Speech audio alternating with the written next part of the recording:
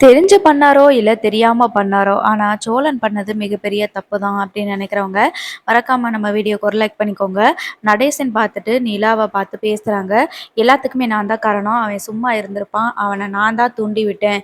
தேவையில்லாதெல்லாம் பேச்சு பேசினதுனால தான் அவன் அந்த மாதிரி உன்கிட்ட வந்து நடந்துக்கிட்டான் அப்படின்ற மாரி சொல்றாங்க.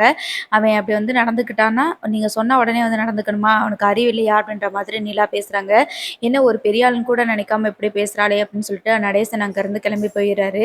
இப்ப சோழன் வந்துட்டு எப்படியாவது நிலாவ வீட்டுக்கு கூட்டிட்டு வரணும் அப்படின்னு சொல்லிட்டு எவ்வளவோ ட்ரை பண்றாரு. ஆஃபீஸ்ல போயிட்டு பேசுறாங்க. அப்ப நிலா என்ன சொல்லிடுறாங்கன்னா, "உங்களுக்கு எனக்கு எந்த சம்மந்தமும் கிடையாது. நீங்க இத்தன நாளா வந்துட்டு எனக்கு உதவி பண்ணியிருக்கீங்கன்னு தான் நெனச்சேன். ஆனா நீங்க உங்களோட மனசுல வேற இது மாரி நெனச்சிட்டு இருந்திருக்கீங்க. இனிமே உங்களுக்கு எனக்கும் ஒண்ணுமே கிடையாது." அப்படின்னு சொல்லி சொல்றாங்க. "அப்படிலாம் சொல்லாதீங்க. நீங்க வீட்டுக்கு வாங்க." அப்படின்ற மாதிரி சோழன் வந்து கூப்பிடுறாங்க. "நீங்க வந்து அந்த வீட்ல இருங்க. பல்லவன் நீங்க இல்லாம ரொம்ப வருத்தப்படுறான். நீங்க இருங்க. நான் வேணா எங்கிட்டாவது போயிடுறேன்." அப்படின்ற மாதிரி சொல்றாங்க. நிலா சொல்றத சோழன் சொல்றத வந்துட்டு நிலா வந்து பெருசா எடுத்துக்கவே இல்ல. இன்னமும் ஆஃபீஸ்ல சோழன் வந்து புருஷன் அப்படின்றத வந்து சொல்லவே இல்ல நிலா. பாப்போம் என்ன நடக்குன்னு.